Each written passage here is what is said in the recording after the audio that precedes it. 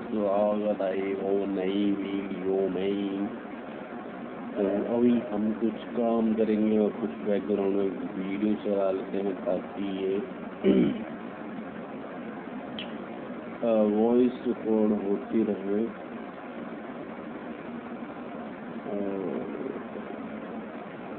चलो और तब तक मैं कुछ काम कर लेता हूँ। चलो जी, वीडियो चलने वाला है 3:27 और आज हम बहुत दिनों के बाद वीडियो शूट कर रहे हैं, क्योंकि वीडियो शूट करने का कोई मतलब है नहीं। सब time waste of my first life. तो लू क्या हमने क्या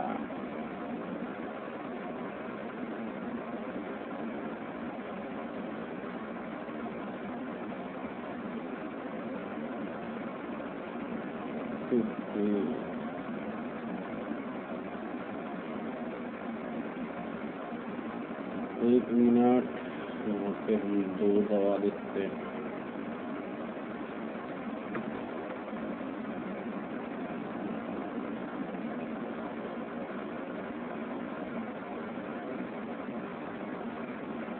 आजकल एमपी से रिलेटेड जितनी भी कॉन्ट्रोवर्सी सामने आ रही है उनको सुन के यही लगता है कि MP is the worst state and has the worst treatment.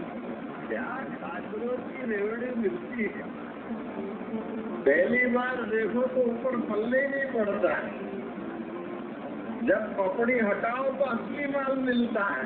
Indian express की इन्वेस्टिगेशन में पता चला कि जब से मोहन यादव जी सीएम बने यानी दिसंबर 2023 से लेकर दिसंबर 2025 के बीच में उनकी फैमिली और उनकी रियल एस्टेट कंपनीज ने 168 एकड़ की जमीन खरीदी, जिसमें 111 एकड़ की उन रोड डेवलपमेंट प्रोजेक्ट के आसपास है जो खुद इस सरकार ने अनाउंस करे। हालांकि इसके काउंटर में अचानक से बहुत सारे ट्वीट आने लगे जिसमें कहा जाने लगा कि सीएम की फैमिली तो पहले से ही रियल एस्टेट के बिजनेस में इन्वॉल्व थी और ये तो बस एक दूसरी कॉन्ट्रोवर्सी है, मगर इसके अलावा भी एमपी के एडमिनिस्ट्रेशन पर लगातार सवाल उठते हैं। इंदौर में कंटेमिनेटेड वाटर पीने से 16 लोगों की जान गई और जब इस पर वहाँ के जर्नलिस्ट ने वहाँ के एमएलए से सवाल किया तो उनका जवाब कुछ ऐसा था।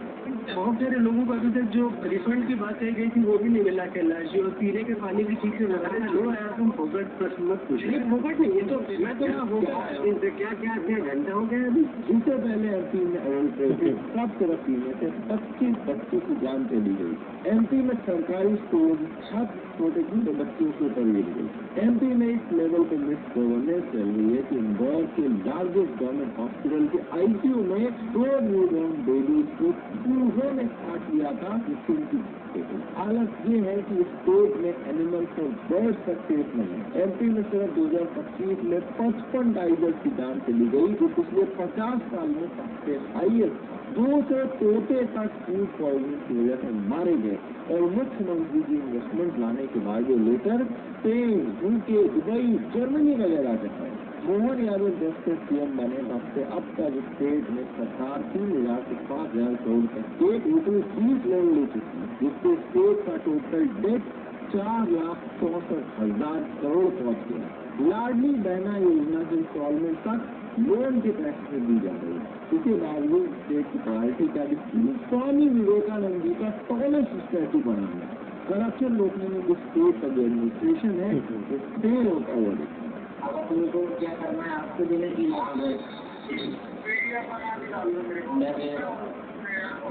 तीन अकाउंट में करना है ना। इसके बाद आकर आप देख लो कितने रुपये और लगे दो और बता दें 15,000 हो जाएंगे। ये सरकारी में अलग करूँगा, ये रिस्पॉन्स किया हटा है। लोग कहते हैं कि एमपी में साइंस जितना करप्शन हो रहा है वो शायद पूरे देश भर में एक मिसाल पेश कर रहा है। और ये हालत तब है जब एमपी पिछले 20 साल से बीजेपी की डबल ट्रिपल इंजन वाली सरकार के अंदर 2024 में बीजेपी ने 29 में से 29 लोकसभा सीटें यहाँ से जीती थी। यानी ऊपर से नीचे तक सारे के सारे इंजन बीजेपी के लगे हुए। इसके बावजूद एमपी के अच्छे दिन आते हुए नहीं दिखते। इस पे थोड़ा डिटेल में बात करने की जरूरत है। आइए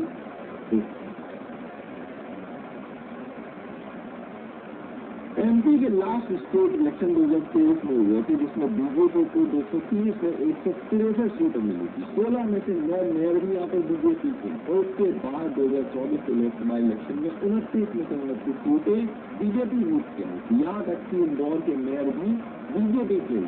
एमपी को बीजेपी का गढ़ माना जाता है, क्योंकि 2003 से ही एमपी में बीजेपी की सरकार है। 2018 में कांग्रेस को मौका मिला था, क्योंकि सिंधिया जी वाइट एमएलए लेके बीजेपी में चले गए और उसके बाद से कांग्रेस की सरकार वहां पे गिर गई। शिवराज सिंह चौहान दोबारा सीएम बन गए, लेकिन शिवराज जी कह रही है स्टेट में एंटी इनकम्बेंसी नजर आ रही थी, इसलिए 2023 का इलेक्शन उनकी जगह मोदी जी के नाम से लड़ा था। लोगों ने एक बार फिर से बीजेपी को मेजोरिटी दी थी, जिसके बाद out of nowhere Mohan Yadav ji के नाम की पर्ची निकल गई।